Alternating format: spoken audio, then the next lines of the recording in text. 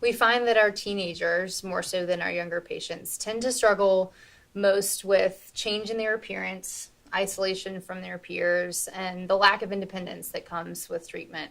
At an age where they are individuating, where they're becoming their own person, we essentially glue them to a parent or a caregiver, making them dependent on almost every aspect of their personal care throughout treatment. This is difficult. It can cause conflict, and it should. That's normal. Even though you will want to put them in a bubble and protect them now more than ever, it's important to try and give them independence and space when you can. And as soon as their doctor says it's safe to be out with friends, take the risk of letting them do so. It's important at this age. And helping them with social isolation, you can walk through who to share their diagnosis with, what treatment updates they want to share, and how they want to share these things. There's no right or wrong way to do this, whether they want to use social media to keep friends informed and let a big group of people know or connect with people in the cancer community. That's okay. If they only want a few people to know, that's okay too. But walking them through this can help them find some control in the process.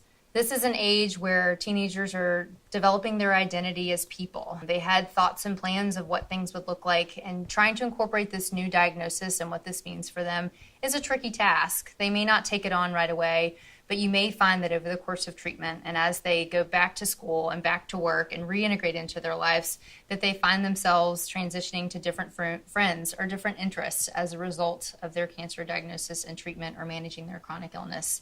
And this is healthy and okay as well. Elizabeth and I are often asked, how much information do I give my child?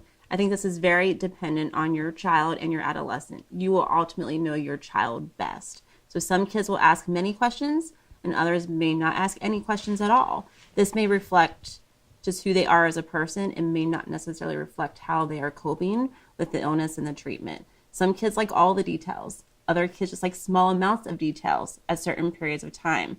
Many kids will ask the same questions over and over again, and I think it's really important to make sure that you provide consistent responses, but also be honest as you answer those questions over time. It's also okay if you've provided information and they don't have any questions.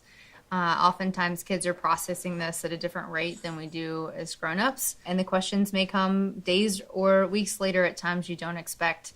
When they do ask, we recommend you just give the answer to the question that they ask. As adults, we tend to want to know more and everything and all of it, but do your best to resist that reflex when you can.